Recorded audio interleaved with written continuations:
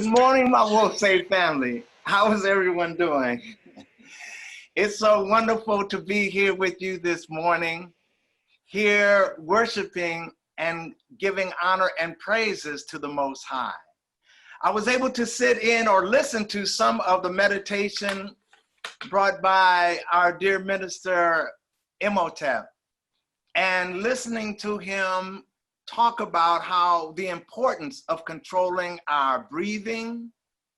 Our dear brother, the mystic, Howard Thurman, talks about centering down and the importance of finding the peace within. I say that it's important to realize that all that we look for can be found within ourselves, that we try and find that eternal strength, that strength that has been with us since time immemorial, that DNA, that spirit of Ma'at, that spirit of the Most High, that life force that lives within each and every one of us.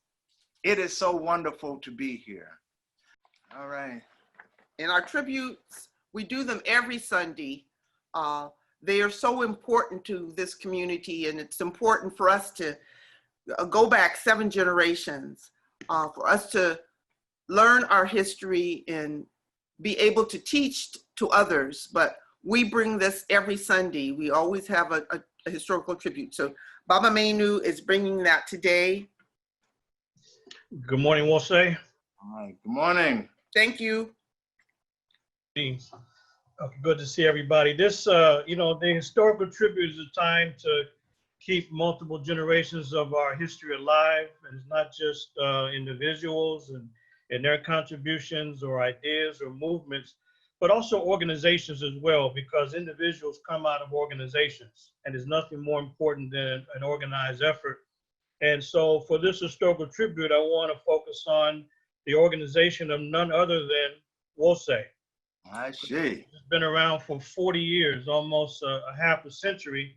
And in doing so, I want to present to you a project that we've kind of mentioned in general, but we now want to make sure we move forward with finalizing the project.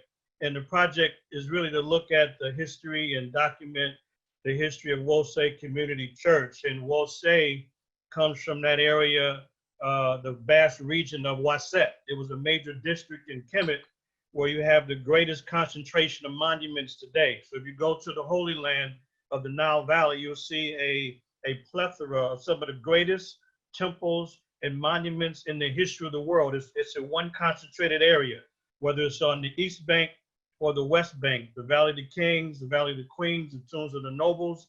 So the old Waset is the region. It was an important district where the name of Amen-Ra was used. So they combined the name of Ra for the creator and also Amen. And by the 18th dynasty, which they called the Temple Age, that's when you have the name of Amen-Ra becoming the name of the state religion, the god that was mentioned there. And the name Waset became the central area of governance. And this is where you have one of the most illustrious periods. And we're talking about a period at this time about 3,600 or so years ago. And so I want to really focus on preserving this great legacy of Wose or Waset as we've done here in the community. So I just want to share with you a few slides to kind of put in context the project that I'm actually referring to. And so with these slides, when this actually comes up, you'll see, and you know that Wose community was actually founded in none other than the year 1980. So we're talking 4 decades ago, and it's hard to be consistent over a long period of time. So we have none other than our brother, Minister Makalizi Ozo Sawande, who's still with us. Sound body, sound mind, sound spirit, who is in the trenches. And then you have Bill Calhoun. But to be great at anything, you have to be consistently consistent over a consistent period of time. I don't think you heard me. You have to be consistently consistent over a consistent period of time. And that's what Wose has been able to do, is to go back to the time of the 1980 period to have the vision at that point to create a church of the African way, the sacred African way. And Wose became a leader in the independent African community church movement. And the vision was to create a Wose community church wherever there was 100 or more people in every state, every city, every town, and every hamlet. And that was the cry, the rallying cry to organize. And so then Brother Minister Imhotep and Sister Doris, they took the Wose message and foundation up north to Sacramento, founded in 1985, to take that message there, and was still moving strong even in the 21st century. And so we take the opportunity to acknowledge that foundation. As a historian, of course, you know I have special appreciation for it, particularly when we look around the country and we see that the African People's Community Church movement does not have the same energy and vision and momentum that it had in the past, but the evidence of our service today indicates that it's still strong and relevant even in the year 2020. So the project that I'm actually referring to, folks, is none other than the central archive project for Wose. And so this archival project, this historical archive project, is to create a record of Wose Community Church going back 4 decades, 1980 to the present. As a matter of fact, I wouldn't be surprised if Minister Makalisi and may have records from 1979. Maybe he has an old letter or something from before the 1980 official founding of Wose, when he was contemplating moving away from and breaking away from Allen Temple. You never know. But when you're creating archives, you look at everything. You look at the grand picture. So there are certain steps to create an archive. And by the way, let's paint the big picture here. Wose has been in the trenches for 40 years making a contribution. So why is this important? You can always talk about longevity, but what have you done? And Wose's done quite a lot. So in other words, nobody can really tell the authentic and the comprehensive history of the region in terms of Black cultural contributions, or Black Oakland or the Black Bay Area, without looking at the central contribution of Wose. We have enough material in our community right now to be able to tell the history of Black Oakland and the Black Bay Area from the records of Wose in the 1980s and 1990s and beyond. So this central archive is to, number one, it's a call to action. We need a dedicated crew of 7 to 8 people. If you don't have any experience, it doesn't matter. We will train you. I will show you exactly what needs to be done and what role each person can play to create the archive. Now, this is absolutely crucial because no one's going to write our history other than us. And I can tell you, being from Mobile, Alabama, there's Africatown. And I remember maybe 20 years ago, we went to Africatown, and there was a group of elders. I don't remember, maybe 4 or 5 elders. I went with my father, Brother Kofi, my late uncle, and a couple cousins. And we went to Africatown, and there was a group of elders who were in a trailer at Africatown in Mobile. And I said, you know what a valiant effort to try to keep the memory and the history and the contribution of Africatown in the Mobile area alive. Because Africatown, by the way, that's the last place where the documented Clotilda slave ship came in 1860. But what I was thinking at the time when I saw those group of elders is that it's going to be very tough to really keep the history alive, because these were dedicated elders who had the oral history, but they didn't have the experience of creating and maintaining an archive. Now you go back to Mobile, and Africatown is a wonderful memory and an idea, but it's only that the archive doesn't exist. It doesn't exist. It's just a sign saying this would be a visitor center, but those elders now have kind of moved on and primarily have become ancestors, and the project still stays on the table and there's no work that's been done. We at Wose have the opportunity where people are still in sound mind, sound body, and we have records. So there's a call to action for people to come forward, and we will go through exactly what needs to be done in the project. After we can sort out what the roles are for each person, then the next thing is to collect the materials. That we want to collect all original materials to be able to properly document the breadth and the depth of the Wose community contribution, because this contribution has withstood time. And so we're going to call for original materials in terms of VHS tapes that we'll convert into DVDs. We're calling for all audio cassettes that we're going to convert into CDs. We're calling for all photographs. And even if you don't have those photographs marked off, as a historian, I can typically tell when that photograph was taken, and we can figure out when and where. And also all of the other papers and letters and documents, including the old Zamani newspapers that used to come out on a regular basis. Sister Ekendayo used to edit the Zamani newspaper. So all these original records will be a part of the collection. And then we will catalog the materials. In other words, we will record and sort out all of these materials into 4 significant or major categories. And by the way, I should say that, in terms of the history of African-centered work and material in the Bay Area, in the region, what I'm talking about, VHS tapes and audio cassettes, these are not only presentations and events, but it's also classes, the BICO classes. We had people one Sunday after another teaching the youth. We have a record of those, and we must collect those. We must record this material. We must sort it out. We have people that have came through Wose, some of the great historians. I remember the last time seeing my colleague, none other than Ivan Van Sertima, when he came through. You remember John G. Jackson coming through. You remember Bertie Africa coming through. We have local scholars. Wade Nobles, Dr. Nobles, Opa DeShaka coming through. We have none other than, as was mentioned before, the great activist himself, Kwame Ture, came through, Leonard Jeffries. Think about all of the organizations that had their home, at least had a home when they wanted to have a conference or a meeting or some kind of event, like ASCAC, the Association for the Study of Classical African Civilizations. Where else were they going to go other than to Wose? What about those of you who are familiar with the Asar Set Society? Where else were they going to have their group meetings? Wose Community Church. As a matter of fact, it's been my home. So when I was away in school for years and years doing primary or first-hand research in country after country after country, I came back in every single month. In 1992, I had Sunday events to share with the community my work. Where else was I going to go other than the Wose?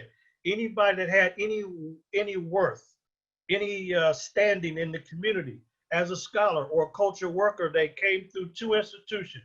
Some of you know what they were. They're Marcus Books and Wose Community Church. You weren't really in the big leagues in terms of cultural influence if you wasn't at Wose and or Marcus Books. And we have records of this. So while folks are still in sound mind and sound body, and while we still have the records, we have to make sure that we now begin right now, today, if you haven't done it before, begin to look for and sort out these materials so we can tell a definitive history. And by the way, if you look back in the 1930s, none other than W.B. Du Bois, Dr. Du Bois, he wrote the Philadelphia Negro. In the Philadelphia Negro, that book, that comprehensive book, it was the standard sociological text in order to study a community of African people in any one city. And it was a foundation book written by the great scholar Du Bois. We can collect all of these materials and then be able to write this great history of the region based on the central role of Wose community. And we need to do that. And then, of course, once we catalog all of these materials into 4 categories, then the goal is to what? Preserve them by what? Digitizing the materials. As I mentioned, convert everything to DVD and CD. We need to scan and photocopy all of these records so that we have a comprehensive record in one central archive, not where they are now. We have a little bit at Wose, Oakland. I'm sure there's something in Wose, Sacramento. Some of us have personal photos. If you submit your materials, don't worry, we'll digitize, we'll get it back to you. Some of you have personal things, but we want to create a central archive for the greater good so that we can properly tell the history. And that's what we really need to do, is to embark on this grand work. And we can do this in a 4-month period. We can create this in a 4-month period. And then once we have a central archive where we've digitized and photocopied all of the material, the next step would be for the community to come together to discuss now how do we want to make it available? I'll just tell you one thing. We have a huge archive, and so it's not just about selling these materials.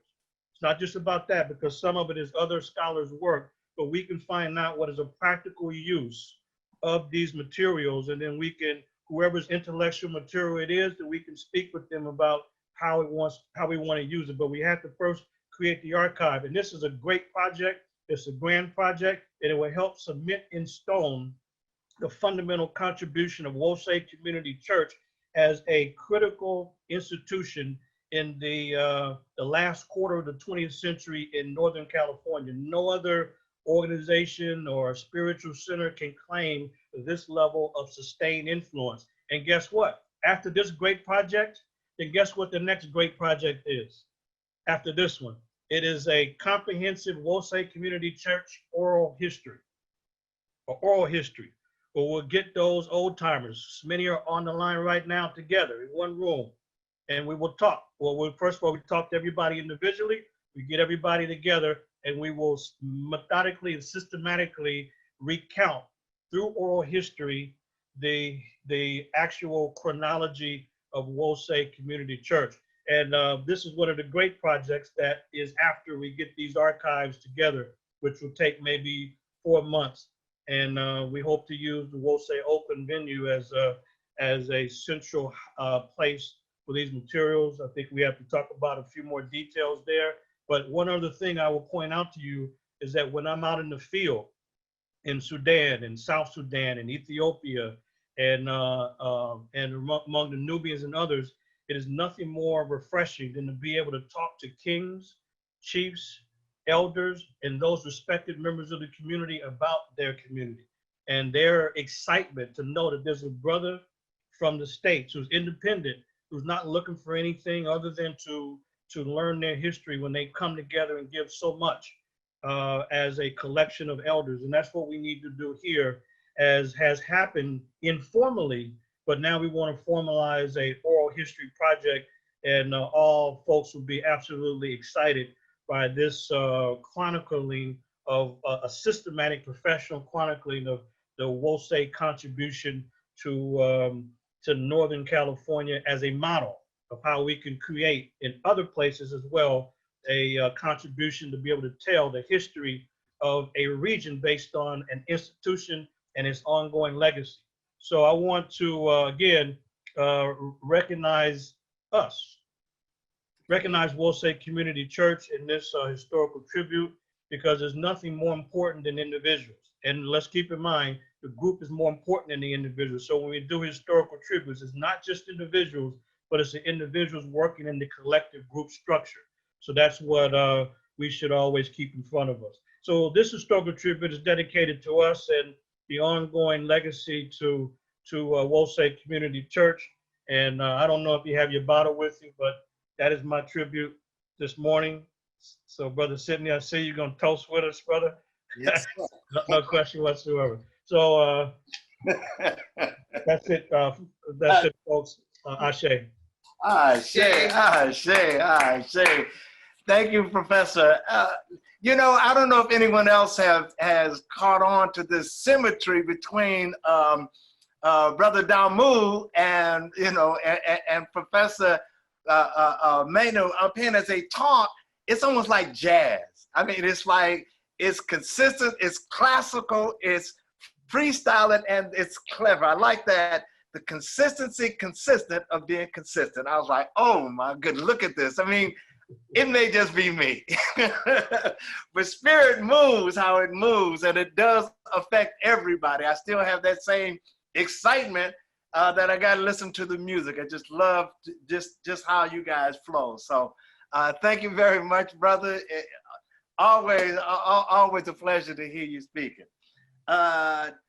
My wife, what do we have going on next? Beautiful. Our amazing one of our founding ministers, Minister Makalisi, who's always bringing us this beautiful music. He's gonna do a song. Come on, Minister Makalisi. Thank you. Ashe. Ashe, Wosay, Hotep. Ashe.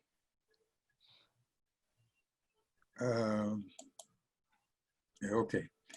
Well, this is a song I don't remember exactly when it came together, but I've had it for a while. You got to take time to live and love like Amin Ra. Ashe. You got to take time to do this, sisters and brothers. We know that. All right? Ashe. So here we go. You know the way things have become from sea to shining sea. You got to take time to hear and heed what else there is to be. And let the word of Amin Ra and our sacred legacy elevate your heart's desire for divinity. You got to take time, create time to live and love like Amin Ra. Take time, create time to work like Amin Ra. You got to take time, create time with all that you got, and then rise up and live in the spirit of Ma. So take time every day to work, study, and pray, to meditate and fellowship in the sacred African way. And take hold of Almighty Amin Ra, and then rise up and live in the spirit of Ma. You gotta take time, create time to live and love like Amin Ra. Take time, create time to work like Amin Ra. You gotta take time, create time with all that you got, and then rise up and live in the spirit of Ma. So let's rise up for truth and justice. Rise up for balance and harmony. Rise up for divine right order. Rise up for righteousness and reciprocity. You gotta take time, create time to live and love like Amin Ra. Take time, create time to work like Amin Ra. You gotta take time, create time with all that you got, and then rise up and live in the spirit of Ma. So take hold of Almighty Amin Ra, and rise up and live in the spirit of Ma. So take hold of Almighty Amin Ra, and then rise up and live in the spirit of Ma. Rise up. Ashe. Yeah, Ashe, yeah, Ashe. Thank you. Beautiful, beautiful, beautiful. All right. Well, as we move from that beautiful music, like I say, just looking at this, the symmetry going from Baba Damu just laying it out, and then we go right into the classical oral stylings of the one and only Professor Manu, and then we slide right back into our minister Makalisi. Take time, make time. Spirit of Amin Ra. So with that, we know that we are putting it out, we are laying it out, we are opening up our hearts, opening up our souls, opening up our minds, and accepting one another in. To maintain this service, to maintain this community, as Professor Manu had laid out so well, the importance of maintaining an institution and capturing all that information. It takes us sacrificing. It takes us putting what we have in the plate. It takes putting something away in the storehouse that can be used at another time. And so right now, I would like to open up and call on my dear brother Karabazi and Dada Teresa, if they would lead us in the litany of sacrifice. Ashe. Ashe. Ashe. Good morning, World State community. Thank you, Brother Sidney. And thank you to all of the members and participants that have come forward in the service thus far. It's been a very uplifting service, type of WOSE service that that you come to expect.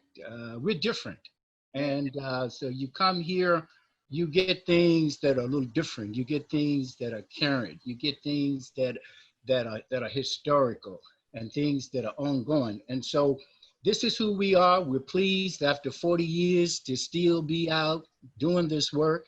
And the idea and the concept of the archives is a tremendous one. I'm very excited. And so I hope you all are as well.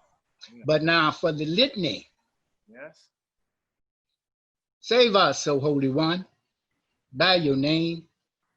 Vindicate us by your might. Hear my prayer, divine protector. Listen to the words of my mouth. How can we repay the Holy One for the gifts that have been given to us? We will lift up the cup of salvation and call upon the God of our ancestors. We will fulfill our vows to our Creator in the presence of all our people. Gladly we bring our sacrifices to you. We will praise your name, O Amen Ra, for it is good. Umoja, unity. We shall strive to maintain unity in the family, community, nation, and race. Kujichagulia, self-determination. We shall define, name, and create and speak for ourselves. Ujima, collective work and responsibility. We shall build and maintain our communities together. Our brothers and sisters' problems shall be ours to solve together. Ujamaa, cooperative economics. Together we shall build and maintain our own businesses and together profit from them. Nia, purpose. We shall make our collective vocation the building and development of our community and the restoration of our people to our traditional greatness. Kuumba, creativity. We shall do as much as we can in any way that we can to leave our community more beautiful and beneficial than when we inherited it. Imani, faith. We will believe with all our hearts In our God, go ahead, I'm sorry. in our God, our people, and in the righteousness and victory of our struggle. We are an African people. We are the children of God. And as those of you in the virtual world go about putting together your financial contribution, I would like to share a brief passage from one of our sacred books, 2000 Seasons by Ayi Kwe Ama, in that very fluid, poetic way that seems like only Ama can do. And then we will close with a short prayer. Reading from 2000 Seasons on page 13, Ama says, remembrance has not escaped us. Trapped now in our smallest self, we, repositories of the remembrance of the way violated. We, portion that sought the meaning of a Noah's utterance in full and found another home on this same land. We, fraction that crossed mountains, journeyed through forests, shook off destruction only to meet worse destruction. We, people of the fertile time, before these schisms. We, life's people, people of the way, trapped now in our smallest self. That is our vocation, to find our larger, our healing self. We, the Black people. O Amen Ra, ancestor spirits, we thank you for our lives. We thank you for the blessings thus received. I would like to thank each and every one that contributed this morning, those that gave and those that did not. We ask for health, peace, and prosperity to all.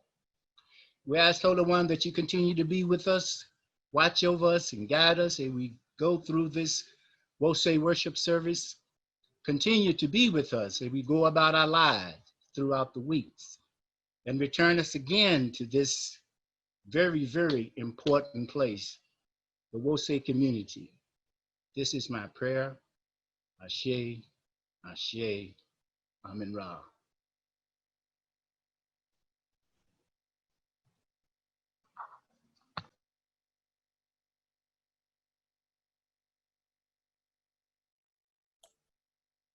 That our community, that thank you, Baba Katabasi and Dada Teresa. We understand the importance of reaching out to our community and asking that they bring what they can, that they bring whatever it is that they can afford to give and bring forward. I mean, our history is full of examples, such as I always love the story of the building of Tuskegee, that the community came out to help build that church and they build that institution. And some of the members only had a few eggs. Some of the members only had a chicken, but they gave from their heart. And you see this grand institution is still standing. So we ask that you give from your heart and continue to help this institution to grow. And now it is that time in our service where we bring forth the message, and the brother bringing the message today is none other than our dear minister Amadi. And when I talked about earlier was reading from Howard Thurman's comments on joy, I get that same sense from listening to this brother speak. When he comes forward, that he has such an energy, such an effervescence as he speaks about what it is that the Most High has given him. And so at this time, I want to turn the Zoom over, turn the visual over, turn the sound over to our brother, Minister Amadi. Ashe. Ashe, Ashe. Well, thank you so much. I want you to know that I just really, consider it a privilege to have been invited to speak to the Wosei community. I really love the vibe I get when I participate here. So thank you very much for this opportunity. I want to thank some from my community who came to support me today. Brother Simon Ra, Sister Foxy Brown, Shamir, Delisha, Brother Nine, Derek Holt, and Amber. So I just wanted to thank you guys for coming out here today and supporting me. And just really was happy that Minister Makalisi gave that song to Be Like Amen Ra, because that is right in alignment with what I'm here to talk about today.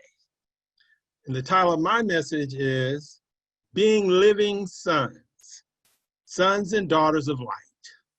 So that's what I'm gonna be talking about today.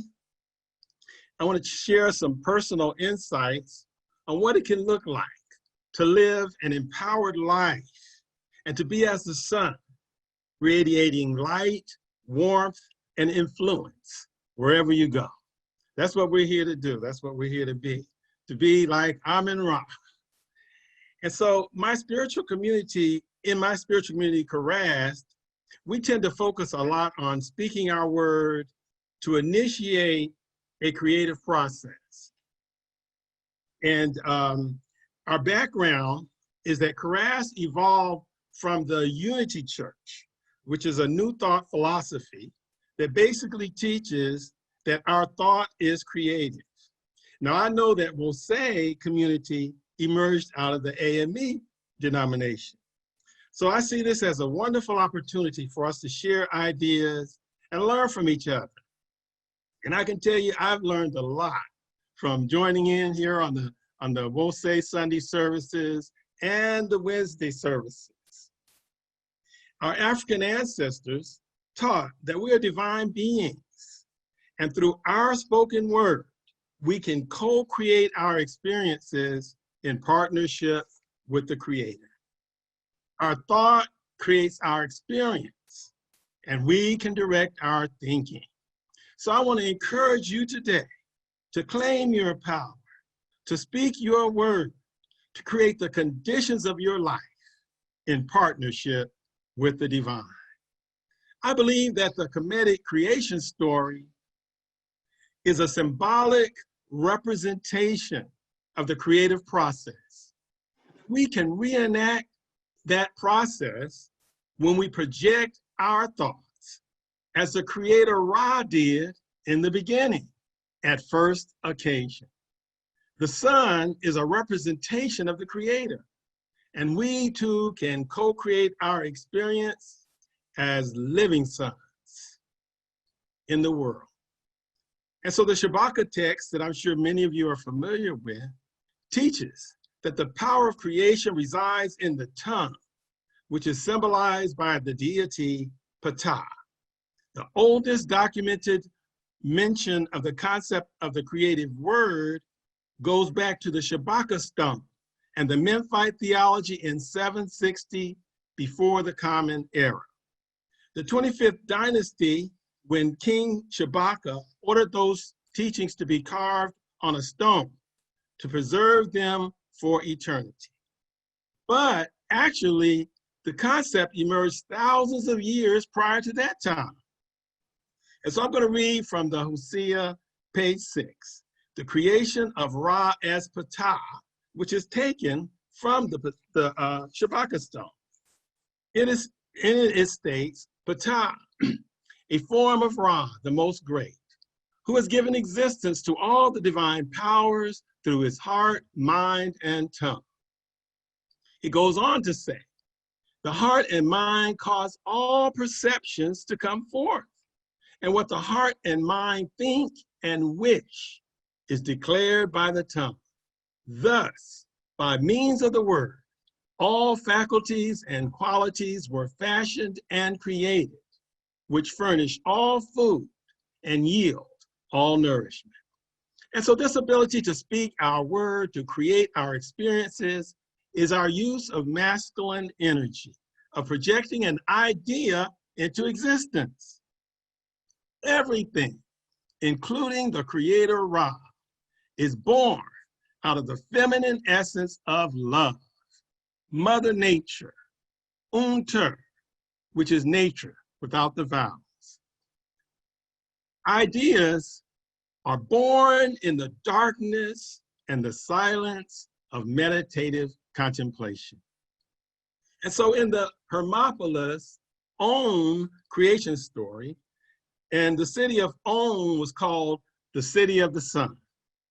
In that story, Atum Ra is within the noon, the primordial waters of unceaseless instability. Atum Ra begins by, of course, becoming, by projecting himself into existence, by distinguishing himself from the noon or noonet, which is the primeval waters. He emerged out of the waters. And from eternity, called Hay, and Hayhat, darkness, called Kuk and Kuket, and the unseen mystery, called Amun and Amunet. So these forces are called the Agdua, which means 8. And so these are the 8 great divinities. And they comprise what I call the cosmic womb of blackness. Light emerged out of darkness. And so when we close our eyes to meditate, we are re-entering into that watery cosmic womb of blackness, mystery, and infinite possibilities. This is what we do before we come into self-awareness and declare the truth about ourselves and the world. So this is the creative process we see that the Creator Ra went through. And because we're self-conscious, we have that same capacity to connect with our source and then speak the truth, which is a reflection of our self-existence, of our understanding of who we know ourselves to be. So when we meditate and wait in the stillness for the emergence of a new idea from the depths of our imagination, we are re-entering into that cosmic womb. And so what is the message of this? When things in our lives are in chaos, let us meditate in the stillness, breathing rhythmically and deeply to reconnect with our source and find our center of truth. Out of the stillness will emerge a new idea. And when we speak that idea through our word and through our affirmations and through our prayer, we are using masculine energy to project the perfect idea that we want to experience, such as perfect health, prosperity, harmonious relationships, or success. As we release the idea into spiritual law, which in this case is the Ma'at principle of reciprocity, we must then act in alignment with the idea that we have declared until it is realized in our experience. Our ancestors called that declaration Heka, the word of power, the authoritative word. The Europeans called it magic. And so we must speak Ma'at and do Ma'at. Then we must wait for the idea to be received by spiritual law and manifested in time and space as a new, tangible experience. What Dr. Mary Kara, the senior minister at Karas, often says is that thoughts held in mind produce after their kind. The thought is held in mind when we declare it to be true and act upon it. And so this is a formula for being, operating as Ra in the world, for taking charge of our experiences by co-creating them. Knowing that we walk in the world as living sons, bringing the light of our spiritual ideas wherever we go. That's what we do. We're living sons, bringing that light wherever we go. And so I experienced something like this about 16 years ago in 2004, when I wanted to promote from the position of state appeals hearing worker with Los Angeles County to become a supervisor. I started doing what is called affirmative prayer for the perfect job. So in this process, instead of asking for answers, you declare the answer to be already done. So every day I would do my spiritual work and declare things like this: the perfect job is mine now. I accept the perfect outcome for this situation. I claim my perfect promotion now. I was so relentless and focused in my prayer work that it seemed like I started going into a trance-like state during my prayers, where I could feel my words being fulfilled. I could just feel it, that something was happening. And so in my spirit, I actually felt or heard or something, some type of communication. It said that I was going to get 2 promotions, not 1, but 2. And so I was working hard to do everything I knew to achieve my goal and not to hinder what I wanted to achieve. For example, I stopped parking in the reserved parking spaces. I decided that if I wanted to be a supervisor, I'd start cooperating with management. And so I lost myself inside of my prayers and my efforts. I had moved into a subconscious acceptance of the idea of getting that promotion. I had actually tuned into the very vibration of that idea. And so I went on to pass, I took the test, I passed it, but I ended up being the last one on the list. But what happened is that only a few of us in the office passed the test. And there ended up being only 9 people on the list, with me at the bottom. But there were 9 positions to be filled. So even though I was the last one on the list, I still got the job. And within 6 months, I promoted again into another department. I ended up retiring as a manager with the Department of Mental Health so that I could do full-time ministry, because at the time I was doing full-time ministry, I was pastoring a church, and I was also working full-time. So I had to make a decision. And so I decided, that I'm gonna go ahead on and give it all to my spiritual calling. And so I wanted to share this story to show my experience with the process that I'm talking about, and that it works if you work it. So today I want to talk about what it can look like to project authentic power and influence and be like the sun, a living sun. And so from Nile Valley Contributions to Civilization by Anthony Browder, I'm sure you all probably know about that book. I'm going to read a little bit about the sun.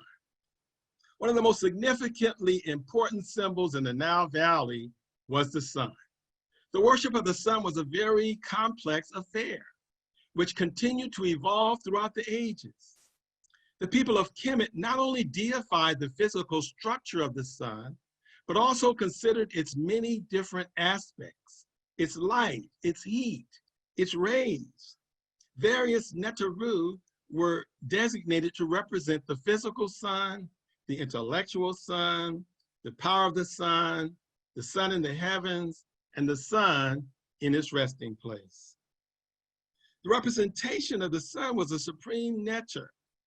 As a supreme neter is understandable when you examine the importance of its relationship to Earth. This planet and all on it exists because of the sun. The sun's light illuminates the sky during the day and overpowers the light of the stars, which are always present, but cannot be seen because of the intensity of the sunlight.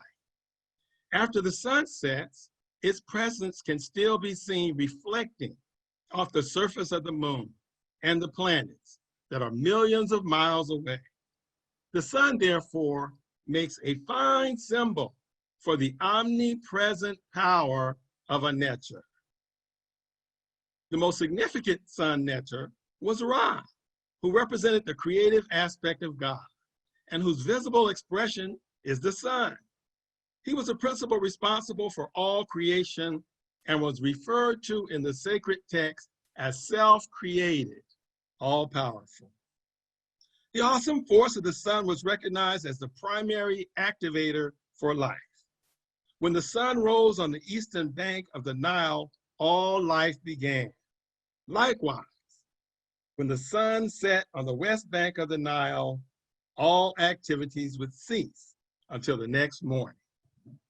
And so the pyramid text speaks of Ra traversing the celestial plane in his daily journey in what is called the boat or the bark of millions of years.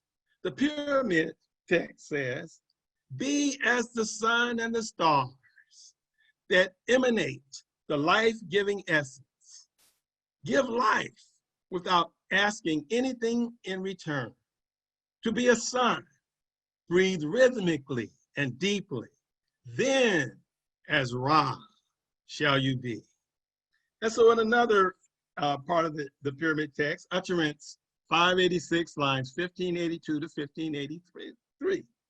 "May you shine as Ra, repress wrongdoing, cause Ma'at to stand behind Ra. Shine every day for him who is in the horizon of the sky." And so today I'm calling upon us to consciously project authentic power and influence in the world, expressing steadfastness of purpose and evidence of having a mission in life. Through the spiritual practice that we do, daily meditation, prayer, and righteous living, knowing that we will get a good result. And let me tell you something. Through your personal self-acceptance, you will be accepted by the world. The world is going to follow your lead. If you accept yourself, no one can reject you.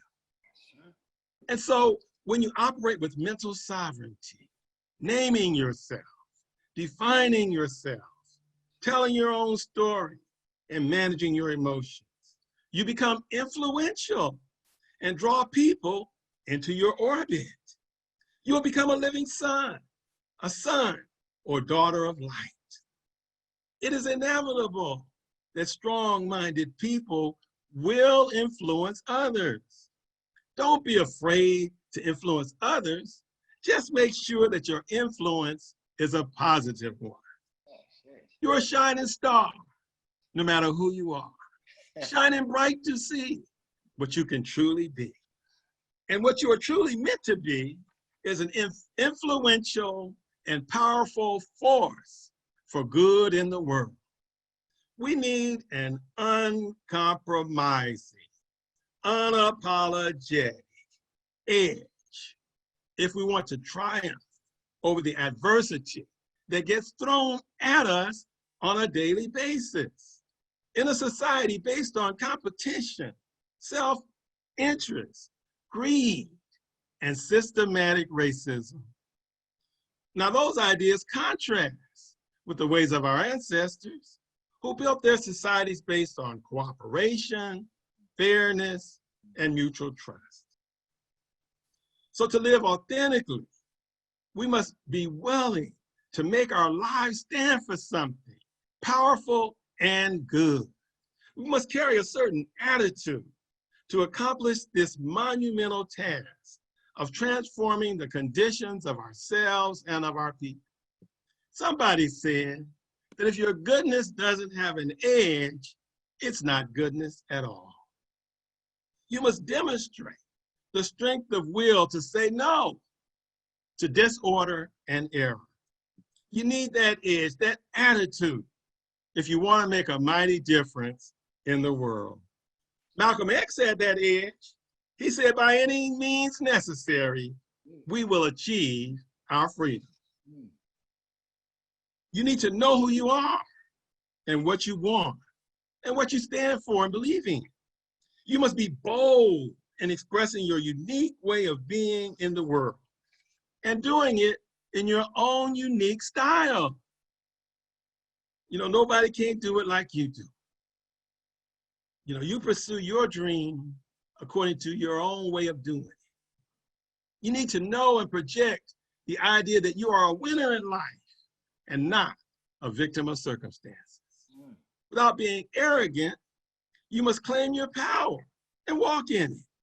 You must speak your truth and know that your words will have an effect. To overcome great obstacles and accomplish great objectives, we must adopt an unrelenting, uncompromising, unapologetic, and empowered attitude and way of being in the world. We were not put into this world to play small. Shirley Chisholm had that attitude when she declared unapologetically that she was running for the office of the presidency of the United States in 1972. And she spoke boldly on behalf of those who had been disenfranchised from the political system. She eloquently articulated the issues. She said, this is what she said. She said, I am unbought and unbossed. I am the candidate of the people, and my presence before you now symbolizes a new era in American political history. Her brilliant oratory turned laughs and jeers into cheers of admiration, because she took a stand and she wasn't backing off and she wasn't apologizing. And so my formula for success involves taking a compassionate, courageous, confident, and consistent approach in what you do and say. So I call this practicing the 4 C's for success. Now, in the chat, there's a handout about those 4 C's. And so you can download it if you'd like, so you don't have to worry about taking notes on this part of the message. I'm gonna be talking about this approach called the 4 C's. The 4 C's: compassion, courage, confidence, and consistency. It starts with compassion. What everyone needs, including you, is compassion and not judgment. Give everyone you meet, including yourself, compassion and not judgment. Compassion is the urge to help relieve the pain, sorrow, or trouble of someone. It involves the willingness to shine your light into the lives of those who are hurting without judging their mistakes. Everybody wants judgment for the next guy, but compassion and mercy for themselves. So let's just give it to him. Let's just give it out, because that's what we want for ourselves. A little compassion, a little mercy around you, okay? That doesn't mean you have to back off from your stand of what you stand for and who you know yourself to be. But you just are not judging people who aren't quite there yet, you know? This approach starts with compassion, because your compassionate and loving actions will fuel the flames of the radiance and flow of the energy you project. African-American mystic and Rosicrucian Pascal Randolph was quoted as saying, "We hold that no power ever comes to man through the intellect. We say the adage, knowledge is power, is false, but that goodness alone is power. And that pertains to the heart only. Hence, that power only comes to the soul through love, the underlying primal fire and base of being, the formative, flowing floor of the worlds, the true sensing of which is the road to personal power. Love lies at the foundation and is the synonym of life and strength." And so I called my art love in action. And so to your compassion, I urge you to add courage. It takes courage to act when we're not sure of what the results will be, or to speak up when people do not want to hear what you have to say. Willingness to act based on our spiritual guidance means willingness to take a calculated risk. But this society trains us to doubt our intuition and to ignore our conscience. We are taught to have blind faith, to do what we are told to do, to conform. But many of us that are here today because we were willing to question the status quo, listen to and do what our hearts were telling us. The reason why we could do that was because we had the courage to do what felt right. And what felt right was to embrace the ways of our ancestors, choose ourselves, and reject the ways of those who would oppress us. That's you. That's the courage that you've already shown. So let's continue to build on that courage and make that step out into choosing ourselves and expressing our cultural understandings in the world. And to our compassion and courage, let us add confidence. We can have confidence in knowing that what has sustained us and brought us this far will continue to sustain us and carry us forward in our journey of unfoldment. Have confidence that your righteous intentions will be fulfilled and the vision that God put in your heart will be realized. And finally, to our compassion, courage, and confidence, let us add consistency. Let us build momentum toward our objectives by adding a consistent physical effort to our strong attitude and mindset. There's a poem that says, "I slept and dreamt that life was joy. I woke to find that life is work. I worked and found that work is joy." And so we must work to achieve the things we want. You only get what you're willing to pay for. We must be willing to act put forth a consistent, good faith effort in the direction of our righteous intentions. A key idea here is willingness. After a while, we'll build up habits that support us. Habits like daily spiritual practices, exercise, healthy eating, and good work habits. After a while, these things will become a routine. They become easier or easy to do, but also easy not to do. It takes effort even to maintain your routine. And so I'm urging you today, give yourself over entirely to practicing the principles of Ma'at, which is love in action. Lose yourself inside of the perfect idea about yourself, which is your divine purpose for being here, what you were brought into this world to express. Don't doubt yourself, because the principle is true and God is in charge. Ma'at will prevail. Through practicing Ma'at, you're aligning with an infallible energetic thrust. In that way, your life will become a flame and generate a radiance and gravitational pull that becomes a sustaining force in the universe, like the sun. You'll have become a veritable force of nature. You'll generate a constant and ever-increasing energy, and you will project a sphere of influence and make a positive difference in the world. And so I've been talking about having an assertive attitude and effort. As we're entering into the Aquarian age that will be dominated by feminine energy, we must learn to balance masculine and feminine energy. One way of doing that is to add the quality of patience to your assertive attitude and effort. Let things play themselves out. Listen to people without interrupting.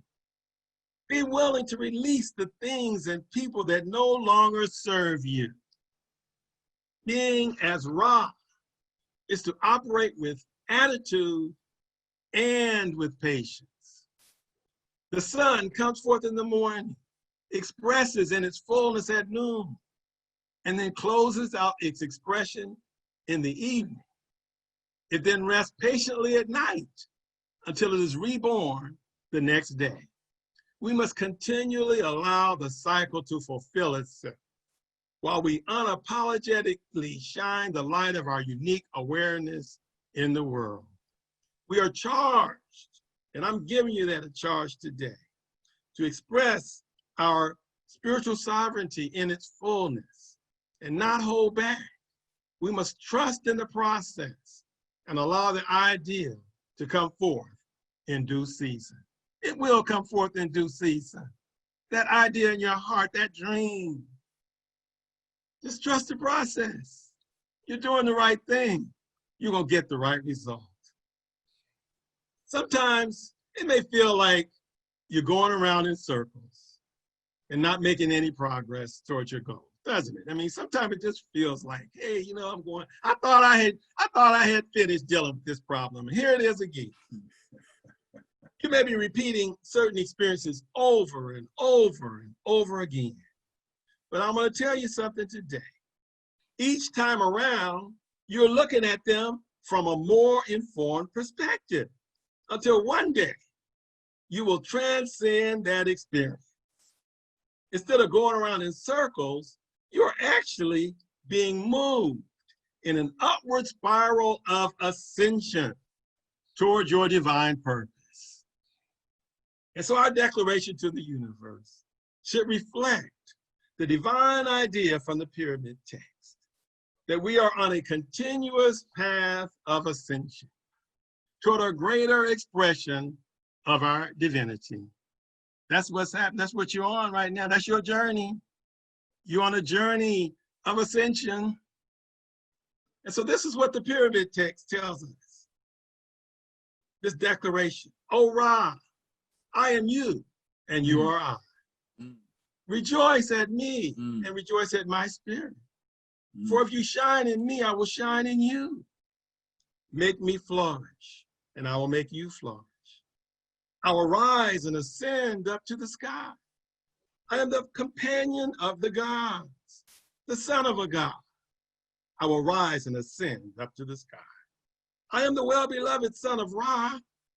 I will rise and ascend up to the sky.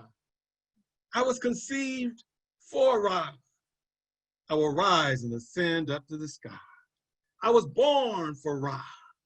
I will rise and ascend up to the sky. And so from an exalted perspective and with a strong attitude, let us claim our power as co-creators of our experiences. Let us speak an authoritative word based on the truth that we know, even as we patiently allow the process to unfold. With compassion, courage, confidence, and consistency, let us work to transform the conditions of our lives and for our people. We are living sons and daughters of light. Let us rise and ascend up to the sky. Ashe. Ashe. Ashe, ashe, ashe. Oh, ooh. Thank you. Becoming living sons and daughters of light. Ooh, we give thanks and praises for Brother Minister Amadi, his presentation. You know, one of the things that came to my mind as he was making his presentation is something from the Book of Prayers and Sacred Praises, where the passage says, "Though you make for me darkness, yet cause light to shine on me, that I might see you." So we give thanks and praises for his presentation, for his calling us to have that confidence to do all we can in every way we can to become those sons and daughters of light, and to wherever we go to share that light with courage, with confidence, with compassion, with consistency. We have to be about that business. We have to be about that love. Mott is love in action. Love of ourselves, love of our people, love of our sacred way, love of the world that the Spirit is in, allows us, helps us, compels us almost to see there's a better way, there's a better world. There's because all through Kemetic spirituality, you know, from Pharaoh to Pharaoh, from the dynasty to dynasty, they're always talking about improving, making it better, making it greater. That's our calling, that's our challenge today. We have to be about that business, and so we need to do all we can every day we can, every way we can, everywhere we go, whoever we enact, especially with our own people, who so many of them are just so caught up in self-destructive, just downtroddenness. We have to let the light shine. Let your light shine on me, that I might see you and be you wherever I go, with whomever I encounter. So we give thanks and praises for Minister Amadi, his presentation, his spirit, his enthusiasm, his confidence, his promotions, helping all of us to endeavor to promote it. So we want to extend the invitation. There's someone out there that feels like you want to be part of this community, part of this movement, that you feel the Spirit of the Most High calling you to make a change, to bring what you have in your heart and your mind to help us grow even more than we're already growing. We just unmute yourself and say, "Oh, here, I'm over here," and so we can see you, hear you, and then contact you, give you the information and directives that you need to follow to become part of this community, part of this movement. So right now, that invitation is extended. And again, we just say thanks and praises for Minister Amadi for accepting the invitation, the opportunity to bring your light and share it with us this day. Is there one? Is there one today? Ashe. So though there's none coming forward, we need to go forward, and wherever we go and whoever we contact today, tomorrow, the rest of this week, the rest of our lives, you know, be a personification of that invitation that, oh, there's a sacred way, my sisters, my brothers, there's a sacred way that's more beautiful and beneficial for us. Let's be about that business. Maybe wherever you are, if you're not in Oakland, not in our area, we can do what what Brother Minu was talking about. You know, the call, almost for a 40-year-old caller will say that wherever there's 100 of our people, we want to start a community. So in DC and Indiana and different places we know some of our people are, let's let that light come in us and through us, and maybe we get some more Wose communities of the sacred African way going on. Ashe. Ashe, ashe, ashe. So the doors of the church have been opened, as my grandfather used to say in the old Baptist church, huh? Do you remember that, Makalisi? He said, the doors are open, come on in.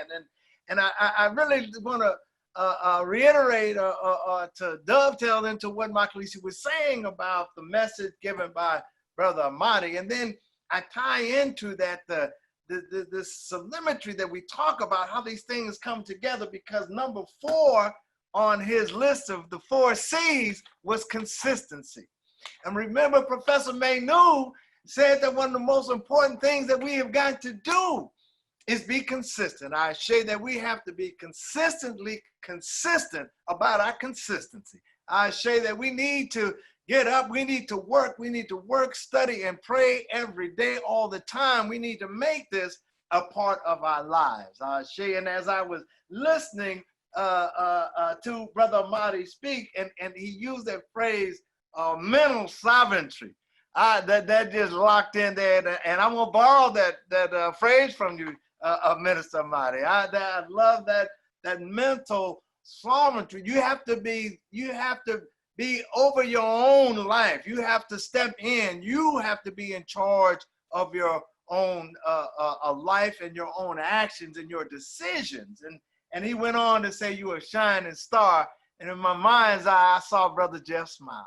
I say he loved him some earth, wind, and fire. So as we continue on in the program and slowly start to bring it to a close, we want to have our dear brother Damu, if he could come back in and lead us in Lift Every Voice. Ashe. Ashe.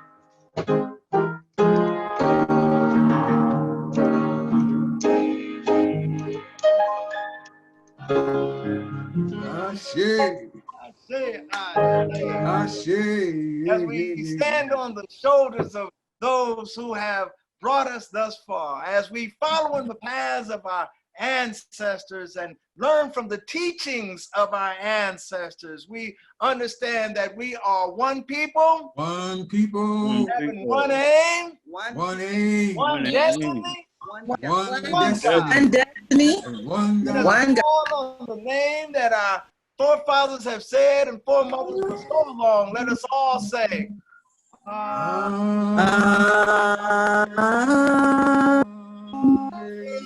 are the most beautiful people on the face of this earth. Ashe, ashe, ashe. Ashe, ashe, ashe.